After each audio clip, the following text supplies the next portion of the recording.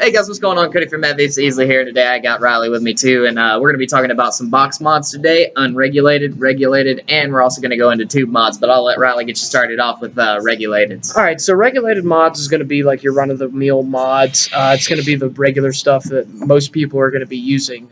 Regulated means that there's a chip in there that's going to regulate all the power, the ohmage, and everything, the everyday usage of your device. All regulated devices are going to pretty much have a screen on it to where you can change the wattage or the temperature depending on what kind of coil you're using.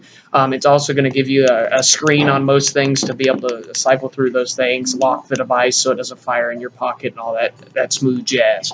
But one of the cool things about the regulated stuff is that it's got the protection side to where it's not going to let you do something stupid that might hurt yourself, as in put the batteries in wrong. It's called reverse polarity protection, and that's going to stop you from, if you put the batteries in wrong, the batteries venting and exploding. It's also got protection on there to where if you have a coil or a build on your RDA that is going to be too low for the box to handle, it won't fire it.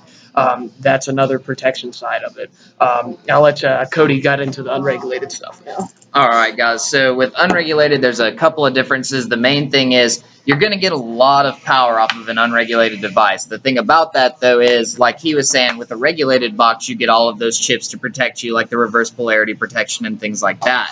With these are a very basic built box. I mean, it's, as you can see on the inside, it's wires, a battery sled, a button, and then a MOSFET. So basically off of that, what you want to see is, so back to what we were talking about. Sorry, I had to answer a phone call real quick. So back to what we were talking about. As you can see, an unregulated box it's very simple. It's very straightforward. It's just got the sled, all of the wires that connect all of your posts and everything like that, your fire button, and then this thing down here is called a MOSFET. And basically the MOSFET you want in every unregulated box, because basically what it does is if you put a build that's too low for the batteries and it starts to vent the batteries, what's going to happen is it's going to fry this button, and basically it's going to think that it's pushing the button down, but really it's not, so it's just going to keep on firing. What the MOSFET does is keep that from happening, so it fries the MOSFET before it hits the button. Other than that, basically on these you want to build anywhere above a 0.3 or a 0.4. I wouldn't build anywhere below that. And that's just because of that resistance and the fact that there's nothing to keep you safe on these other than that. Let's see. So besides the unregulated box, the last thing we have to talk about is tube mods. This is one of our tubes right here. Right now, it's got this hybrid connection on it. And so with a hybrid connection, that means the battery is touching directly to the contact pin on the bottom of your RDA.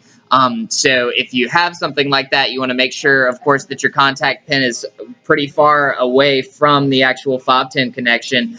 We showed that actually on our battery safety video, if you want to reference that. But with this, like I said, only RDAs or something with a really long contact pin. You don't want to mess with tanks on something like this as much. Another thing additionally that you want to do, if you build on a tube, actually I wouldn't even recommend building on a tube. I would build on an unregulated box or something that you know is going to be, or a regulated box, my bad, something that you know that's going to be safe.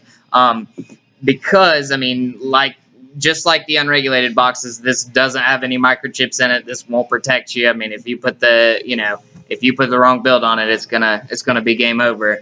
But additionally, this particular model, this is the Phantom. It's by Watofo. It also comes with a regular 510 connection too. And so the difference between these two is you could actually run a tank on this one because it's not actually touching that battery, and you don't have to worry about the your 510 connection or anything like that.